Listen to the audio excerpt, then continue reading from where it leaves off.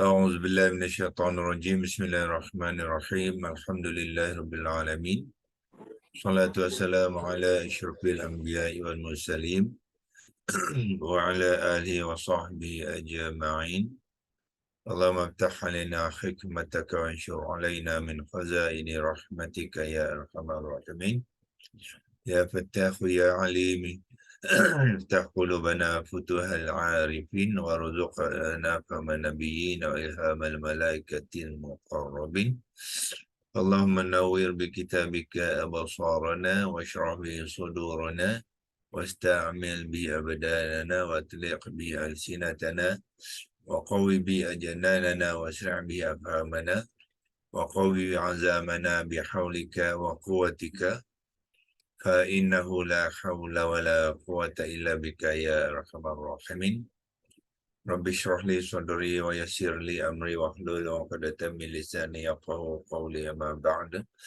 Jadi kita mulakan dengan mengucapkan kesyukuran kepada Allah sekali lagi agar Allah akan sentiasa membantu kita dan mengizinkan kita untuk terus berusaha untuk memahami kalimah-kalimah dan ayat-ayat Al-Quran, ya.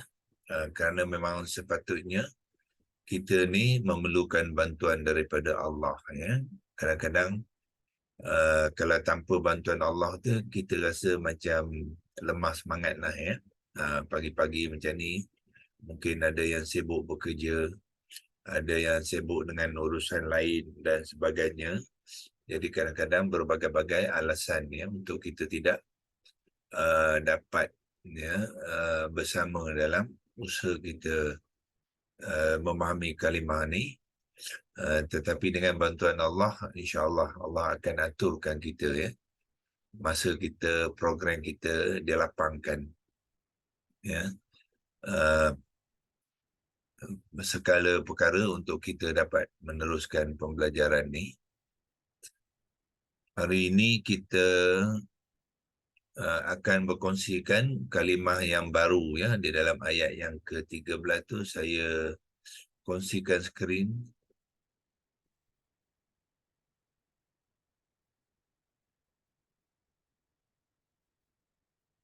Dan kita buka digital Al-Quran, tafsir dan perkata.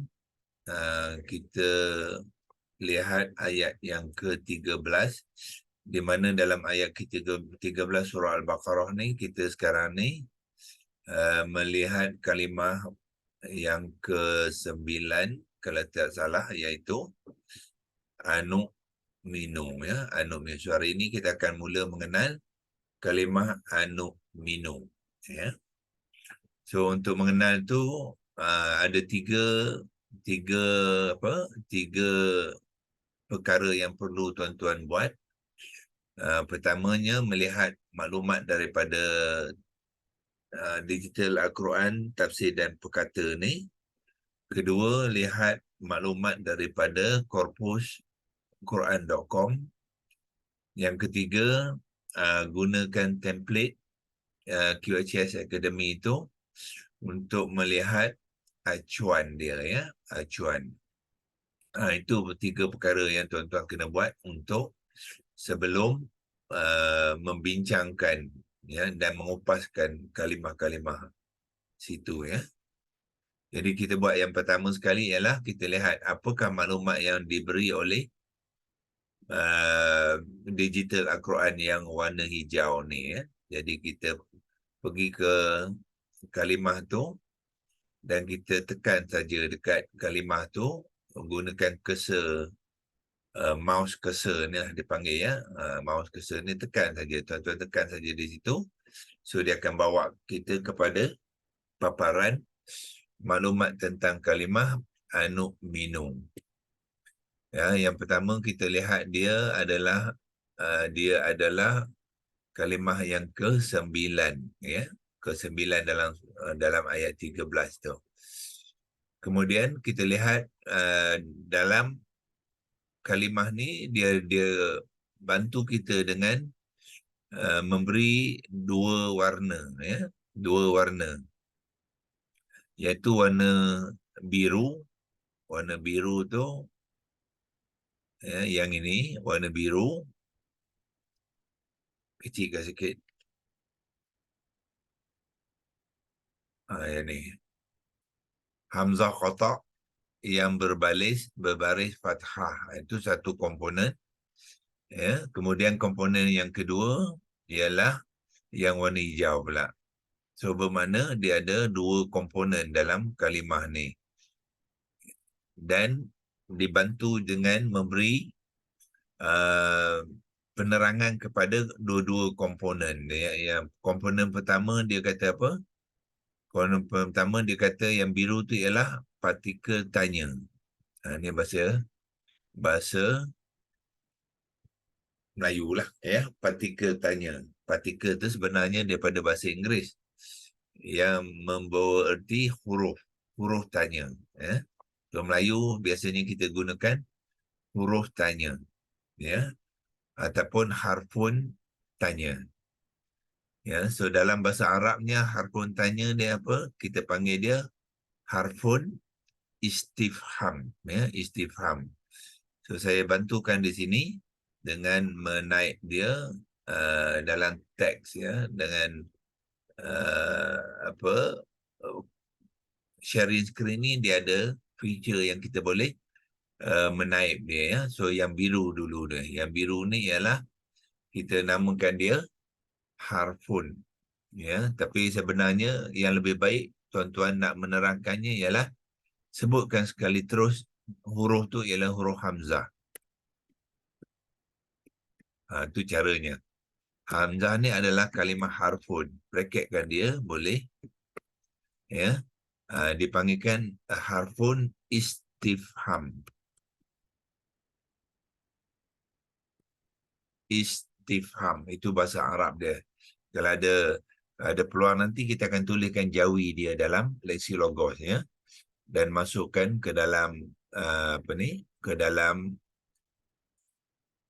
maklumat yang kita buat ni untuk memberikan kefahaman yang lebih, ya. Istifham tu jadi kita bracketkan, lepas tu kita pergi ke leksi logos. Kita tulis jawi dia, ya. Kalau menulis rumi okey, tetapi tidak mencukupi, ya. Jadi tuan-tuan kena biasakan menulis jawi dia sekali, ya. Okey, so sekarang ni kita tunjukkan jawi dia, iaitu kita pergi ke leksi logos di sini.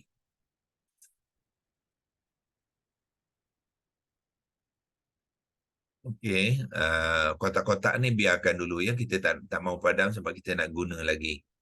Jadi kita type je kat sini, lepas tu kita copy dalam bracket tadi, ya. Apa yang dimasukkan hamzah istifham, ya. So tulis hamzah ialah ha mim zai ta marbutah. Itu apa? Mengeja huruf hamzah. Hamzatun zai, ya, zai. So sebab tu dalam rumi dia kita gunakan z yang besar, ya, sebab dia zai. Kalau zal kita gunakan z yang kecil, ya. Itu cara membezakan macam mana kita nak menulisnya dalam rumi itu. Jadi hamzah istifham. Istifham ialah hamzah qata yang berkepala alif ni, ya.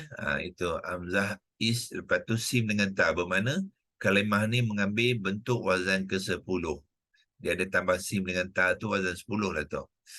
Lepas tu fa, ha, alif, mim. Itulah ejaan dia dalam jawi hamzah istifham, ya. Istifham tu apa makna dia? Bila ada sim dengan ta tu, dia memberi impact atau kesan kepada perbuatan tu yang seseorang meminta seseorang melakukan sesuatu pada seseorang. Itu konteks wazan 10. Ada dua pihak A dan B. A minta B buat sesuatu kepada A semula. Ya, dalam konteks ni dia minta apa? Dia minta tolong beri faham. Ya, daripada fahamim tu 3 huruf akar situ ada fahamim, faham lah. Melayu pun cakap faham daripada Arab lah. Jadi A minta B, tolong beri saya kefahaman. Lebih kurang macam tu. Maknanya uh, apa tu, meminta seseorang memberi kefahaman dengan melakukan apa, bertanya. Sebab tu dia jadi pertanyaan. Jadi hamzah pertanyaan, ya.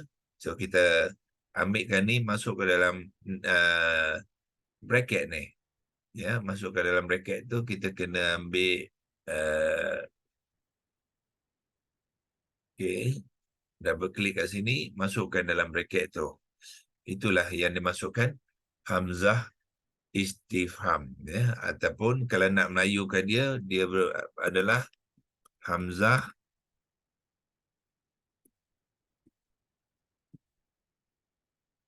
pertanyaan. Itulah yang dimasukkan dengan hamzah istifham, pertanyaan. Berbagai-bagai bentuk lah. Kadang-kadang adakah, kadang-kadang apakah, kadang-kadang patutkah, ya. Semua tu dalam bentuk pertanyaan. So dalam konteks ayat ni dia bermaksud apa, patutkah. Itulah hamzah istifham tu saja. Ya. Okey, so kita boleh balik semula kepada Quran tadi. So kita clearkan ini dan pergi ke Quran semula di sinilah. Ya. Ini nak menerangkan komponen yang pertama tu, dia adalah hamzah harful istifham dalam bahasa Arab dia, dalam bahasa Melayu dia ialah hamzah pertanyaan, ya. Kita boleh adjust sikit supaya dia tidak mengganggu, ya. Itu yang dimasukkan dengan partikel tanya tu, dia adalah hamzah pertanyaan. Itu yang, ya, di mana dia, ini patutkan pula, silap spelling, patutkah. Okey. Kemudian komponen yang kedua, ya. Komponen yang kedua, kalau kita mengenal, tuan-tuan mengenal, ya, bentuk ni adalah bentuk apa? Fi'il mudhari'. Macam mana kita nak mengetahui dia? Dia bermula dengan nun ni, nun dipanggilkan nun mudhari'ah. Ya, nun mudhari'ah. Mudhari'ah dia ada 4 huruf, iaitu hamzah qata', nun, ta dengan ya. So kalau ada salah satu daripada 4 huruf ni di hadapan dan huruf terakhir itu berbaris dhammah, itulah salah satu daripada maklumat untuk memberi kata dia adalah bentuk fi'il mudhari'. Mudhari' di sini pun dia ada kata kerja, cuma dia tak beritahu kata kerja apa. Ya, jadi kita boleh bantu dia supaya kita dapat memberikan maklumat yang lebih tepat, ya. Jadi kita tekskan, buat penerangan sebagaimana kita sini buat penerangan, ya. Okey, yang ini kita boleh padamkan sebab ini tak perlu nanti takut dia mengganggu. Kena ingatkan arrow ni untuk yang ni pula, ya. So kita buangkan arrow situ. Itu hanya nak menunjukkan tadi kalimah yang ke-9. Sekarang kita buat penerangan kepada minuk apa yang kita boleh masukkan dalam penerangan kita. Kemudian kita tambahkan dari maklumat tu daripada maklumat daripada korpus ataupun daripada template, ya. Okey, so apa yang kenal ni kita letakkan dulu, iaitu bila bermula dengan nun mudhari'ah, kita tahulah dia fi'lun mudhari'. Fi'lun mudhari'. Jenis dia, ya. Fi'lun mudhari'. Tapi fi'lun mudhari' dia ada maklum dengan majhul. Adakah dia ni maklum dengan majhul? Kita akan confirm dengan template. Jadi tuan-tuan kena confirmkan dengan template tu, ya. Kalau dah mengenal, memang kita boleh terus masukkan, iaitu sebenarnya dia adalah maklum. Sebab tu tuan-tuan kena banyak ya membuat latihan ni supaya biasa dengan mendengar kalimah. Yang ni adalah kalimah fi'il mudhari' ataupun fi'il mudhari' maklum. Kemudian dia adalah wazan keempat, ya, wazan 4. Wazan 4. Ataupun kalau nak letak keempat macam ni lah, ya. Wazan ni ada 1, 2, wazan keempat.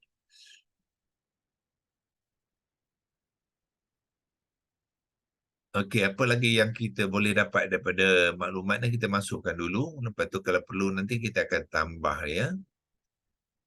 Apa lagi yang kita lihat?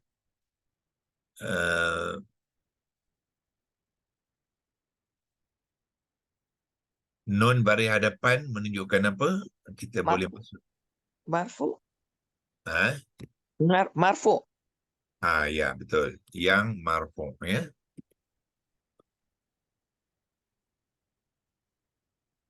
Marfu.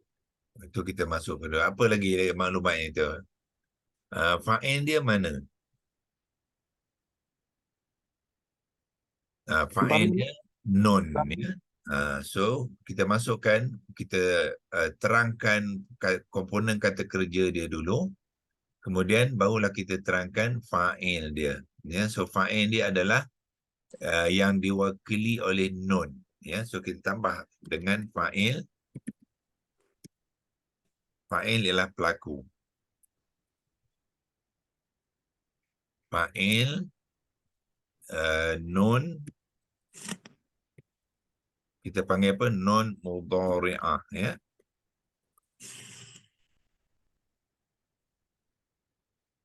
Nun mudhari'ah yang ni lah, yang ni. Dia ada 2 nun tu, ya. Bila mudhari'ah, yang mana yang depan tu lah. Mudhari'ah, iaitu apa? Mudhari'ah tu yang beri makna kami. Bila nun, dia bermakna kami. Ya. Okey, dari segi jantina, Muzakkar. Muzakkar. Muzakkar, okey, ya. Dalam jantina kepada kami, dalam Al-Quran ataupun bahasa Arab, dia boleh jadi muzakkar, dia boleh jadi muannas, sama saja. Ya. So maknanya kalau kita nak katakan dia muzakkar pun boleh, muannas pun boleh, tapi kita akan tengok sama ada muzakkar ataupun muannas tu dalam konteks ayat itulah, ya. So dalam konteks ayat tu. Tapi dalam konteks ayat tu sebenarnya dia bercampur, ya. Jatuh. Takut lagi kan telena jatuh di situ. Ada apakah?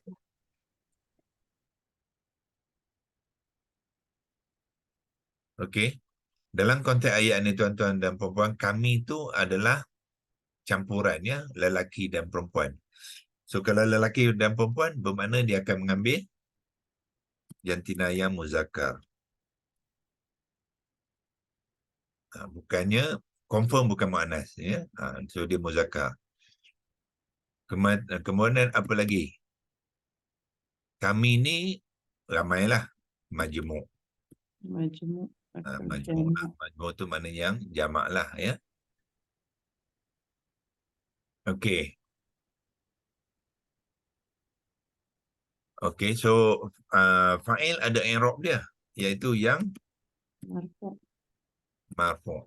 So i'rab kepada fa'il pun marfu' juga. So fi'il mudhari' yang marfu' dan fa'il juga yang marfu', ya. Sebab fa'il kepada apa-apa saja kata kerja mestilah marfu', ya. Itu tambahan kita kepada komponen yang kedua, ya. So soalannya sekarang ialah apakah buktinya dia maklum fi'il mudhari' maklum wazan keempat, Ya, dari sini sebab kita dah biasa, kita boleh lah, kita kenal. Tetapi bagi mereka yang belum kenal, mungkin dia kena tahu teknik macam mana nak mencari dia ni adalah fi'il mudhari' maklum wazan keempat. Ya. Okey. Yang itu apa kita buat? Kita kena keluar daripada sini, kita kena bantu dengan Lexilogos untuk mencari acuan dia. Ya, sebab untuk mencari jenis dia kita kena gunakan acuan, ya. Acuan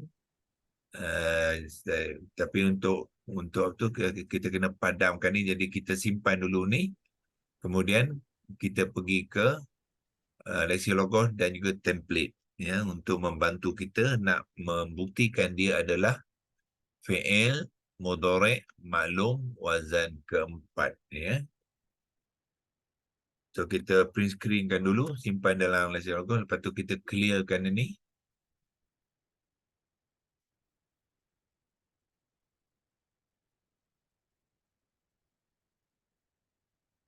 Dan kita pergi ke Lexilogos, ya. So sekarang saya tunjukkan kepada tuan-tuan puan macam mana nak mencari jenis dan wazan tu dengan mencari acuan dia dulu, ya. Sebab kita nak tahu jenis tu kita kena check dengan template ni, ya. Template ni semua acuan ni. Jadi kita kena cari acuan manakah yang membentuk kalimah tu, barulah kita tahu jenis dan wazan dia, ya. Jadi kita kena buat tu dulu. Tapi kalau kita dah biasa, tak perlu, ya. Kita memang dah kenal. So macam mana caranya? Kita ambil kalimah, tulis kalimah nu'minu tadi. Nu'minu.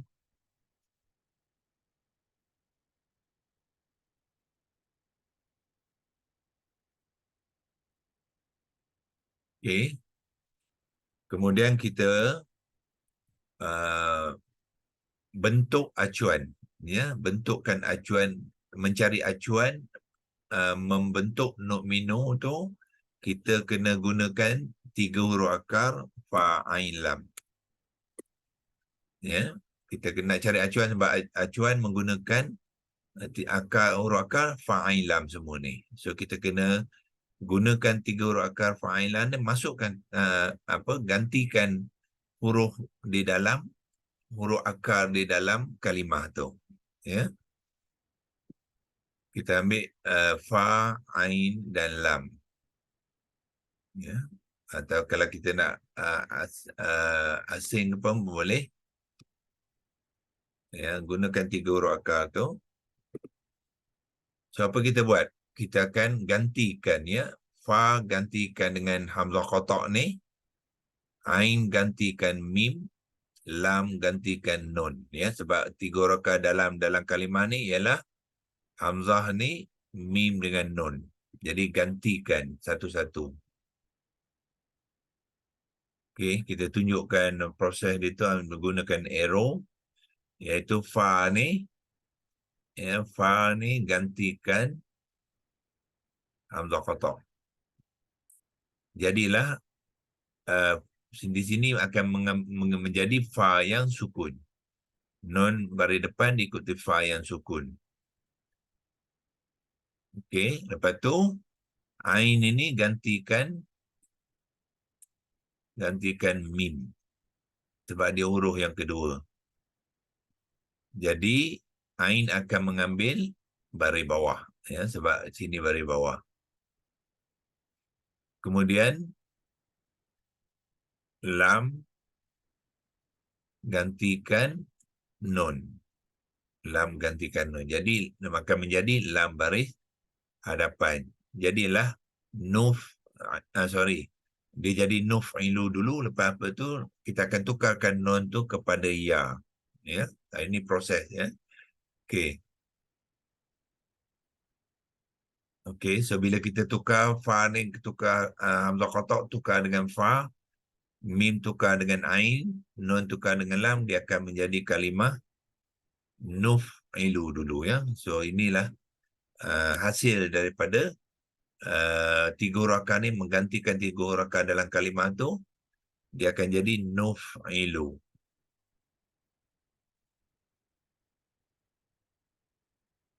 Ain baris bawah, lam baris depan. Ya. Okey.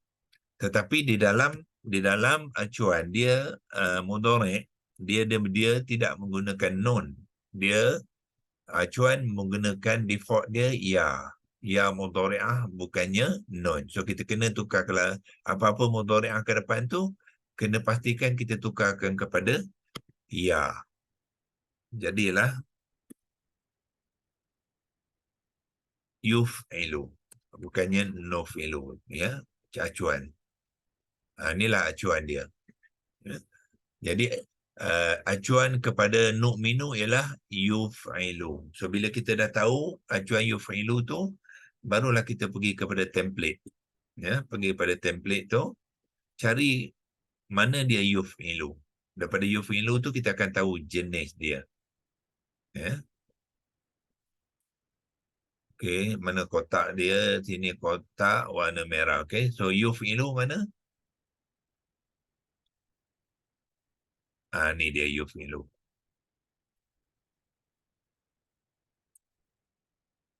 Ya, sebab mudhari' banyak. Jadi kena cari acuan dia, ya. Kalau kita tak mencari acuannya, kita tak tahu jenis dan wazan. So bila kita jumpa yuf'ilu, sekarang ni kita tahulah yuf'ilu ni adalah fi'il mudhari' maklum wazan keempat. Dia adalah kumpulan wazan keempat. Itulah buktinya yang kita mengatakan tadi, dia adalah fi'il mudhari' maklum wazan keempat. Ya, dengan bila kita mencari acuan tu, barulah kita confirmkan, ya, jenis dan wazan dia, ya. Sebab kalimah dalam Quran ni dia banyak jenis dan banyak wazan. Memang kita kena buat proses, ya, nak mencari jenis tu dengan menggunakan template ni, ya. Jadi tuan-tuan semua kena mahirkan template ni, ya. Kalau ada workshop yang kita jalankan tu, tuan-tuan kena masuk, ya. Jangan tak ambil bahagian, ya. Sebab kalau terlepas, nanti banyak maklumat-maklumat, nanti tuan-tuan terlepas, ya. Dan kita kena terang dalam kelas, memakan masa. Doktor, yang marfu' tu pula kerana lam tu baris depan ke doktor acuan tu? Acuan dia punya default baris depan. Sebab lam tu baris depan lah, sebab tu dia jadi marfu' tu. Betul. Jadi makna Daripada acuan. semua acuan dia bermula dengan marfu', ya. Bermula dengan marfu'. So kadang-kadang dalam kalimah dia bertukar. Bertukar tu ada sebab lah. Ya. Jadi bila nak mencari acuan tu, tukarkan kepada marfu'. Jadi maksudnya dekat sini yang marfu' ni kita tak boleh tengok yang perkataan yang dalam Quran tu lah, dia kena tengok pada acuan yang marfu' tu. Dalam Al-Quran tu sebenarnya kita dah boleh nampak marfu' sebab dia baris depan, ujung. Ya, kalau yang ni bolehlah kita tengok kan, kadang ada perkataan tu dia kita tak boleh tengok kan, kadang dia berubah kan. Ke untuk fi'il mudhari' ni dia tak ada, dia tak berubah. Ada Dia berubah kan apabila dimasuk huruf nasab apa semua kan. Betul. Kalau dia nasab baris atas, tukar kepada marfu'. Untuk mencari acuan, tukar kepada marfu'. Tukar ke baris depan, ya. Kalau tidak, tak jumpa dalam ni. Sebab sini dia semua marfu' ni. Okey. Sebagai contoh, nanti mana dia? Saya clearkan ni dulu. Balik ke lesi logos tadi. Bagus soalan tu, ya. Katalah contohnya, bukannya nu'minu, tapi nu'mina. Sebagai contohlah, dia mansub. Okay, kita ambil contoh ni saja, ya. Nu'mina. Tetapi bila nu'mina, dia mesti ada amil dia sebelum tu, ya. Dia tak boleh nu'mina saja. Biasanya dia ada lam ta'lil, dipanggil lam bawah. Lam ini dipanggilkan lam ta'lil. Bila lam ta'lil, dia akan jadi mansub. Jadilah nu'mina. So bermakna kalau apa tu nu'mina, dia akan jadi sini apa, yuf'ila lah. Ya, jadi saya shortcut dia, ujung ni bila kita buat tu dia akan jadi yuf'ila. Sebab dia nun baris atas, jadi lam ganti dengan nun, lam baris atas, jadi yuf'ila. Okey. bukan yang ni. Ambil yang ni. Copy. Yuf'ila. So kalau yuf'ila, puan kena tukarkan kepada marfu' sebab acuan tak ada dalam bariatan. Ya, so kena tukarkan jadi yuf'ilu macam tu. So maknanya ada satu step lagi lah. Mesti tukarkan pada marfu' sebab acuan dia marfu'. Ya, tukar kepada marfu'. Jadi inilah acuannya yang kita nak cari dalam template tu. Kalau cari yuf'ila tak jumpa. Maksud saya, maksudnya sekarang ni yang marfu' tu adalah merujuk kepada acuan, bukan perkataan dalam Al-Quran lah. Perkataan dalam Quran, ya betul. Kalau tak, ini dipanggilkan acuan. Acuan dia marfu'. Ya. So daripada acuan tu dia membina kalimah, kemudian kalimah tu mula-mula marfu'. Tetapi dia boleh bertukar disebabkan ada kalimah lain yang menukarkannya. So maknanya li nu'mina ni kalau tak ada li, dia adalah nu'minu juga. Nu'minu juga kan, ya. Tetapi dia berubah sebab apa? Sebab dia ada li. Li dan tak boleh mu'minu marfu' dah. Dalam kalimah tu yang digunakan dalam konteks ayat tu ialah yang mansub. Tapi acuan dia adalah masih lagi dalam bentuk marfu'. Ya, asal dia membina dia mesti bermula dengan marfu' dulu. Daripada marfu' barulah tukarkan kepada mansub. Ya. Sebab kita nak tengok dalam template tu kena tukarkan dalam marfu'. Kalau tidak tak jumpalah. So maknanya nu'mina dengan li nu'mina dia punya acuan sama je. Yuf'ilu juga.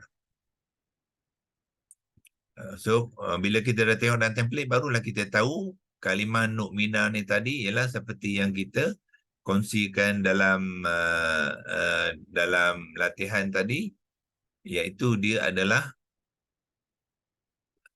fi'lun mudhari' maklum wazan keempat yang marfu' sebab nun bari hadapan. Itu confirm lah. Itulah buktinya yang kita cantikkan tadi, ya, iaitu dia fi'lun mudhari' maklum wazan keempat. Ya. Marfu' ni kita tengok di sini, ya. Default dia memang marfu' dan kalimah ni memang marfu'. Jadi kita terangkan teruslah, ya, maklum yang marfu'. Okey, so maknanya dari segi maklumat kita hampir dapat sepenuhnya, ya. Kita dah dapat komponen yang pertama ni dan komponen yang kedua. So bila buat penerangan kita sebenarnya sudah boleh, ya, membuat penerangan, ya. Cuma kita nak tengok 3 huruf akar dia. 3 huruf akar belum yang belum lagi diterang, kita boleh cari mana huruf akar dia di bawah ni. Alif, mim, nun. Ya, alif, mim, nun adalah 3 huruf akar dia. Dan kata dasarnya kita dah buat sebelum ni dalam kalimah mana? Kalimah minu. Dia sama, ya. Alif, mim, nun. Tengok alif, mim, nun. Bila alif, mim, nun huruf akarnya kita dah buat dulu dalam mana kita pergi ke Quran tu semula. Dulu kita ada buat aminu, ya. Aminu pun daripada alif, mim, nun. Dan kita pun telah buat kata dasar dia, apa dia? Amina. Oh, ini pun samalah. Kata dasar dia Amina. 3 huruf akar, alif, mim, nun. Kata dasar Amina. Lepas tu barulah kita bentukkan kalimah nu'minu dalam pembentukan kalimah, ya. Tetapi sebelum tu kita buat dulu penerangan komponen dah buat. Kita akan buat penerangan kalimah. Besok kita akan sambung dengan menerangkan keseluruhan nu'minu ni apa dia dan kita boleh berikan makna kepada dia sekali lah, ya, terjemahan kepada dia dan dibantu dengan proses pembentukan kalimah. Barulah kita betul-betul mengenal kalimah ni, ya. Jadi bermakna yang ni walaupun kita belum pergi lagi ke mana, ke korpus Quran.com tu, maklumat di sini pun sudah apa mencukupi, ya. Dibantu oleh template tadi, kita dah confirm dia maklum wazan keempat, ya. Tapi untuk mengemaskan lagi, kita boleh pergi juga kepada corpus.com tu, cuba lihat di situ apakah maklumat yang ada. Al-Baqarah ayat 13, ya, 13. Kita ambil nu'minu yang ni, tekan dia sekali. Ini penerangan kepada nu'minu. Okey, korpus dia menggunakan hamzah qata', ya. Jadi tuan-tuan dengan QHS jangan gunakan hamzah qata', gunakan alif, ya. Jadi alif minun adalah 3 huruf akar dia. Ni dalam bahasa Inggeris NTG maknanya interrogative, ya. Partikel interrogative, ya, mana partikel pertanyaan lah tu, ya. Tapi dia menggunakan alif, ya. Jangan gunakan alif, juga gunakan hamzah.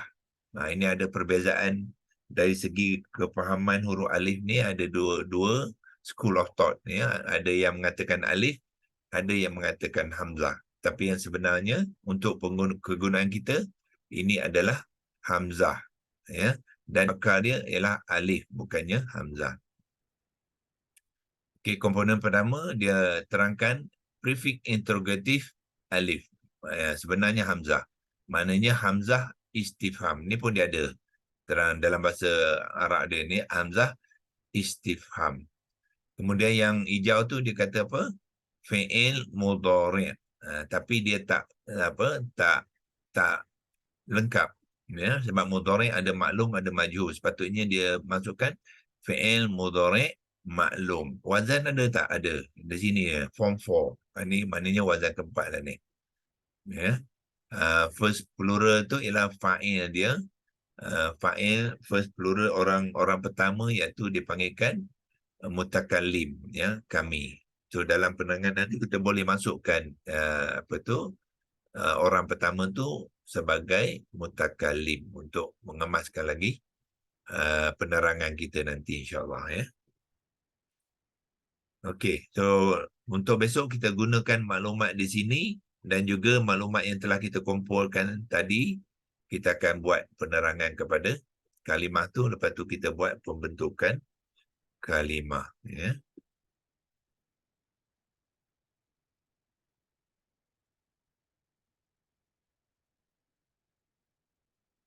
Okey, cukup untuk hari ini. Kita akan sambung semula besok, ya. Auzubillahi minasyaitonirrajim. Bismillahirrahmanirrahim. Allahumma rahamna bil Qur'an waj'alhu lana imama wa nuran wa huda wa rahmah. Allahumma zakkirna minhu ma nusina wa 'allimna minhu ma jahilna wa rzuqna tilawatahu wa ana al-laili wa atraf an-nahar waj'alhu lana hujjatan ya rabbal alamin. Wa sallallahu ala sayyidina Muhammad wa ala alihi wa sahbihi wa baraka wa sallam. Walhamdulillahi rabbil alamin. Taqabbalallahu minkum. Minna wa minkum. Taqabbal ya.